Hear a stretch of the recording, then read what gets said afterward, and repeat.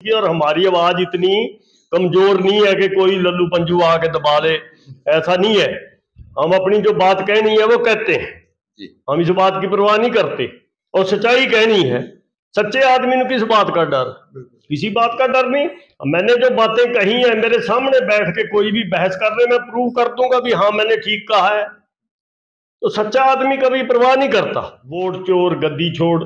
श्री श्याम सुंदर बत्रा जी, मैं इंटरव्यू से पहले थोड़ी भूमिका बनाना चाहूंगा। श्री श्याम सुंदर बत्रा जी को लगभग पिछले 25 सालों से जानता हूं।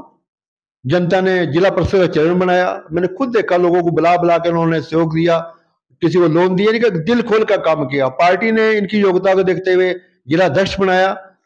हर संघर्ष में हर मुद्दे को लेकर कांग्रेस को एकजुट रखा। लेकिन और यहाँ के लोग तो उनको यहाँ से कांग्रेस का प्रत्याशी मानकर चल रहे थे, लेकिन जो पार्टी का आदेश था उनकी पालना करते बत्रा जी ने कांग्रेस के लिए कार्य किया। और इस जो जिला अध्यक्षों की नियुक्ति हुई है उनमें भी बत्रा जी के नाम के बारे में चर्चा थी, लेकिन पार्टी हाईकमान इनकी योग्यता का सम्मान शायद प्रदेश स्तर पर या एस स्तर पर लेना चाहता है। तो ये था इनका छोटा सा परिचय। अब मैं बात करना चाहूंगा श्याम बत्रा जी से कि आज देश भर में बत्रा जी, कांग्रेस पार्टी, राहुल गांधी जी वोट चोरी के मुद्दे को लेकर बड़े प्रखर हैं। उन मुद्दों को लेकर आप किस प्रकार अपनी बात रखेंगे? श्री श्याम सुंदर बत्रा जी, वरिष्ठ कांग्रेस नेता, विधानसभा यमुनानगर। जी बत्रा जी। नमस्कार। सबसे पहले तो आपका स्वागत है। जैसा कि आपने कहा, आपके चैनल के माध्यम से पहले तो मैं दोनों जो हमारे जिला यमुनानगर के अध्यक्ष बने हैं, नरपाल जी ग्रामीण से, देवेंद्र सिंह जी शहरी जिला प्रधान, पहले भी मैंने उनको बधाई दी है और आपके माध्यम से भी मैं उनको बधाई देता हूं। और सारे इकट्ठे मिलकर काम करेंगे, यही पार्टी का नियम है। पार्टी के नियम के हिसाब से ही काम होते हैं। तो जो वोट चोरी की बात आप बता रहे हो, वोट चोरी की जो बात हमारे नेता श्री राहुल गांधी जी ने उठाई है, वो बहुत सच्चे और सुच्चे नेता हैं और उन्हें विद प्रूफ इलेक्शन कमीशन के कागजों में जो कमियां हैं उसको शार्ट आउट करते हुए, जहां डबल वोट हैं, जहां मान लो जाली वोट है, एक एक घर में जहां 200 वोट हैं, तो उन सारी बातों को उजागर करते हुए श्री राहुल गांधी जी ने इलेक्शन कमीशन के कागजों में से ही उनकी कमियां निकाली है। उसको भी ये मानने के लिए तैयार नहीं। इलेक्शन कमीशन भाजपा का एक सेल बन चुका है। जैसे महिला मोर्चा, युवा मोर्चा, फलाना मोर्चा, ऐसे ही इलेक्शन मोर्चा भी भाजपा का एक सेल बन चुका है। और कहने के लिए ये कुछ भी कहते रहे, ये उसी टाइम क्लियर हो गया था कि ये हेरा फेरी करेंगे, बेईमानी करेंगे, चोरी करेंगे, जब इन्होंने कानून बदले थे। इलेक्शन कमीशन की नियुक्ति के लिए सुप्रीम कोर्ट के माननीय जस्टिस को बीच में लेना पड़ता था, वो कानून बदला। विपक्ष के नेता को विश्वास में लेना पड़ता था, वो कानून बदला। अब तो इनके अपने है, माँ दी गाने वाली बाप पूत बराती, वो काम हो रहा। जिसको मर्जी चुन लो, जिसको मर्जी बना दो, जिसको मर्जी हटा दो, जब इन्हीं का चुना होया और ये जब मर्जी बदल सकते हैं तो इनके दबाव में तो वो काम करेगा, ये अंडरस्टूड है। तो नगर में भी आप लोगों ने रोष प्रदर्शन किया था इस मुद्दे को लेकर। ये पार्टी की गाइडलाइन थी कि मशाल मार्च निकालेंगे वोट चोरी के खिलाफ। मशाल मार्च हमने पीछे निकाला, आपने देखा नेहरू पार्क से लेके प्यारा चौक तक, और लोगों का उसमें काफी जन समर्थन मिला और लोगों ने नारे भी लगाए, वोट चोर गद्दी छोड़। आज ये जो संसद में आपने आवाज सुनी है प्रधानमंत्री के, गृह मंत्री के सामने, वोट चोर गद्दी छोड़, ये रिकॉर्ड में रहेंगी बातें और आने वाली पीढ़ियां 100 साल बाद भी इन बातों को ध्यान में रखेंगी, याद करेंगी। ये बातें कुछ छोटी नहीं है, बाकी इनको शर्म नहीं। पहले से ये मान लो चोरी और सीना चोरी, तानाशाही पे खड़े हैं। हमारे पंजाबी में एक कहावत है, शर्म वाला अंदर बढ़िया और बशर्म कहा मेरे से डरिया। वो काम हो रहा है इनका, ये कहावत है पंजाबी में। तो उस बात को चरितार्थ करते हुए ये सोचते हैं भी पता नहीं हम कितने खबी खान है, जब जनता सड़कों पे आएगी ये टोहे भी नहीं पाड़ेंगे। तो बत्रा जी, यहाँ का इलाका ये मानता है कि आप बहन शैलजा जी हमारी जो देश की बड़ी नेता है, तो उनके बहुत नजदीकी हैं, वो आपका बहुत मान सम्मान करती हैं, वो अपनी भावनाएं राष्ट्रीय कदम के माध्यम से, आपके माध्यम से हाईकमान तक पहुंचाना चाहते हैं। यहाँ के लोगों की या हरियाणा के लोगों की एक मांग है कि हमारी बहन कुमारी शैलजा जी को हरियाणा का कांग्रेस अध्यक्ष बनाया जाए। उसको लेकर सर कैसे यहाँ के लोगों की आवाज हाईकमान तक ये देखो, ये आपकी भावना है, मैं उसका सम्मान करता हूँ।